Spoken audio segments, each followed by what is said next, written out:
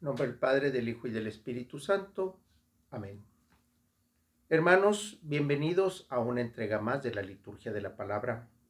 Hoy, domingo 29 del tiempo ordinario, que corresponde al domingo 17 de octubre del año 2021. Con esto damos inicio a la semana número 29 de este tiempo. Bien, las lecturas del día de hoy. En la primera lectura encontramos al profeta Isaías en el versículo 53, del capítulo 53, versículos 10 y 11. El Señor quiso triturar a su siervo con el sufrimiento. Cuando entregue su vida como expiación, verá a sus descendientes, prolongará sus años y por medio de él prosperarán los designios del Señor. Pero las fatigas de su alma verá la luz y se saciará. Con sus sufrimientos justificará mi siervo a muchos, cargando con los crímenes de ellos. Palabra de Dios.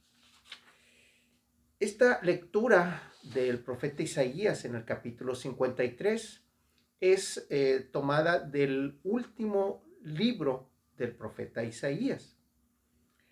Y este corresponde a los cánticos del siervo de Dios. Es una de las fracciones de este cántico que leemos en este capítulo número 53.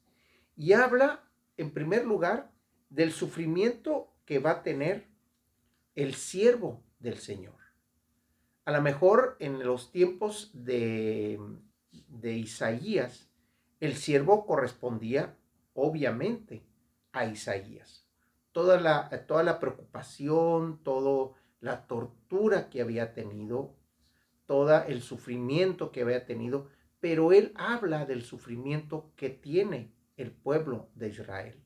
¿Por qué? Porque Isaías está escrito, los 3 libros son antes del exilio, durante el exilio y después del exilio, que es tomado por el país de Babilonia. El rey Nabucodonosor va y los toma, se los lleva a Babilonia, ahí los tiene un rato y luego los regresa. Bueno, este libro es tomado de la última parte, es cuando ya están regresando. Sin embargo, al leer esto, vemos también una prefiguración de lo que va a venir siendo el cristianismo y propiamente del Cristo, del Hijo del Hombre, o sea, de Jesús, donde él dice, pues, que cuando entregue su vida como expiación, verá a sus descendientes, prolongará sus años y por medio de él prosperarán los designios del Señor. Si nosotros tomamos esto y lo proyectamos a Jesucristo, vemos que corresponde exactamente a lo que es. Y si tomamos el antecedente de que en ese momento el pueblo está regresando a su tierra, está regresando a Jerusalén a retomar su vida que tenía, entonces vemos que ahí es donde va a prosperar, porque en Jesús vemos cómo prosperan los designios del Señor. La segunda lectura que corresponde a la carta a los hebreos. Hermanos, Jesús, el Hijo de Dios, es nuestro sumo sacerdote que ha entrado en el cielo. Mantengamos firme la profesión de nuestra fe. En efecto, no tenemos un sumo sacerdote que no sea capaz de compadecerse de nuestros sufrimientos, puesto que él mismo ha pasado por las mismas pruebas que nosotros, excepto el pecado. Acerquémonos, por lo tanto, con plena confianza al trono de la gracia, para recibir misericordia, hallar la gracia y obtener ayuda en el momento oportuno. Palabra de Dios. Bien, esta carta a los hebreos habla y vuelve a retomar parte de lo que Pablo había estado tomando hacia los romanos toda la semana, que habla precisamente de la fe. Aquí nos habla del sacerdocio de Jesús. Es nuestro sumo sacerdote. Y hay que recordar que el sacerdote es el intermediario entre el pueblo y Dios. El profeta es el que habla en nombre de Dios. No es sacerdote el profeta.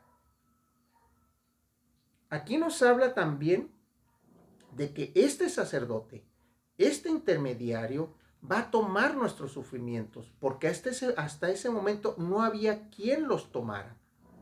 Vemos que Jesús es quien va a tomar esos sufrimientos y los va a utilizar como prueba, los va a utilizar como expiación a nosotros. Sin embargo, aquí también hace la aclaración. Jesús, hijo de hombre, tomó todas las prerrogativas del mismo hombre, todo excepto el pecado. Porque hay que recordar que el pecado es cuando retiramos nuestra mirada o nuestra atención de Dios. Jesús nunca quitó la mirada de su Padre.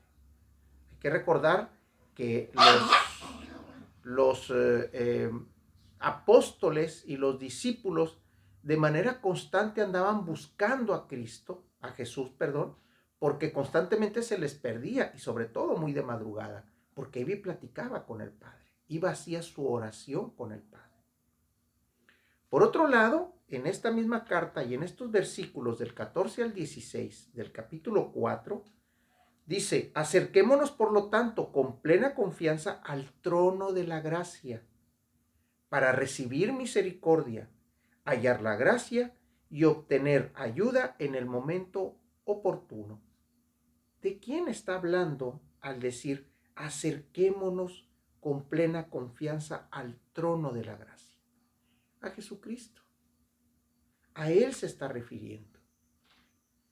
El día de ayer escuchábamos cómo Jesús decía: si alguien me niega ante los hombres, yo lo voy a negar ante los ángeles. Por lo tanto, el reconocimiento estaba en reconocer la figura de Jesús como ese gran intercesor. Aquí nos lo vuelve a decir: hallar la gracia y obtener ayuda en el momento oportuno, acercándose a Jesucristo, que es el trono de la gracia. Y hay que acercarse con confianza. Del Evangelio tomamos al evangelista Marcos, capítulo 10, versículos 35 al 45, y dice: en aquel tiempo se acercaron a Jesús Santiago y Juan, hijos de Zebedeo, y le dijeron: Maestro, queremos que nos concedas lo que vamos a pedirte. Él les dijo: ¿qué es lo que desean? Le respondieron: concédenos que nos sentemos uno a tu derecha y otro a tu izquierda, cuando estés en tu gloria. Jesús le replicó: no saben lo que me piden. ¿Podrán pasar la prueba que yo voy a pasar y recibir el bautismo con que seré bautizado? Y ellos respondieron: sí podemos. Y Jesús les dijo: ciertamente pasarán la prueba que yo voy a pasar y recibirán el bautismo con el que yo seré bautizado. Pero eso de sentarse a mi derecha y a mi izquierda no me toca a mí concederlo. Eso es para quienes está reservado. Cuando los otros 10 apóstoles oyeron esto, se indignaron contra Santiago y Juan. Jesús reunió entonces a los 12 y les dijo: ya saben que los jefes de las naciones los gobiernan como si fueran sus dueños, y los poderosos los oprimen. Pero no debe de ser así entre ustedes. Al contrario, el que quiera ser grande entre ustedes, que sea su servidor, y el que quiera ser el primero, que sea el esclavo de todos. así como el Hijo del Hombre, que no ha venido a que lo sirvan, sino a servir y a dar su vida por la redención de todos. Palabra del Señor. Bueno, la primera parte de esta lectura del capítulo 10, versículos 35 al 45, estos 10 versículos, prácticamente hablan de esa primera parte que habla del cómo es que estos dos hermanos quieren ese trono, quieren ese lugar de privilegio. Ya habíamos leído en anteriores acerca de cómo Dios les hablaba del servicio, perdón, de cómo Jesús les hablaba del servicio, cómo es que había de acercarse a los demás para servirles. Y siendo así, irían a ser grandes en el reino de Dios. Bueno, pues aquí Jesús primero les pregunta, ¿serán capaces de pasar por la prueba a la que yo seré sometido? A la transformación que yo seré sometido, a la conversión, porque eso es lo que significa bautismo, a la conversión que yo seré puesto. Y obviamente hablaba Jesucristo de la pasión que lo iría a llevar a su muerte, la pasión completa. También habla de cómo es que va a ser negado por los mismos apóstoles, por los mismos discípulos. Y también cómo es que el pueblo al que una vez ayudó va a ser desconocido por ellos. Esa prueba es la que les está hablando. Y ellos le dicen, sí, sí vamos a poder. Jesús lo confirma, es cierto, van a sufrir todo eso.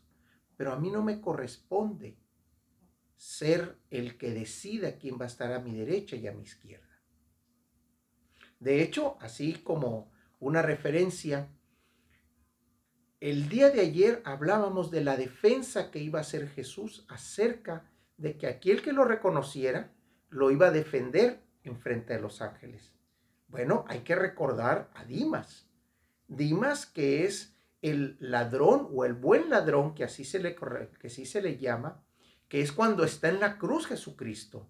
Y uno de los que están junto con él, al ser crucificado, lo ataca y le dice, bájate pues si tú eres el que dices ser. Y este buen ladrón, Dimas, lo defiende y le dice, nosotros sí tenemos culpa, nosotros sí tenemos por qué estar aquí. Él nada ha hecho. Seña de que Dimas conocía la vida y obra, o al menos conocía la obra, o parte de la obra de Jesucristo, en cómo ayudaba a los demás. Y Jesucristo, ¿qué es lo que le responde?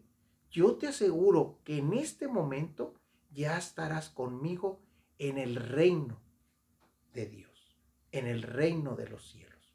No le dijo que iba a estar a su derecha, no le dijo que iba a estar a su izquierda, pero sí le dijo, vas a estar conmigo en el reino de mi Padre.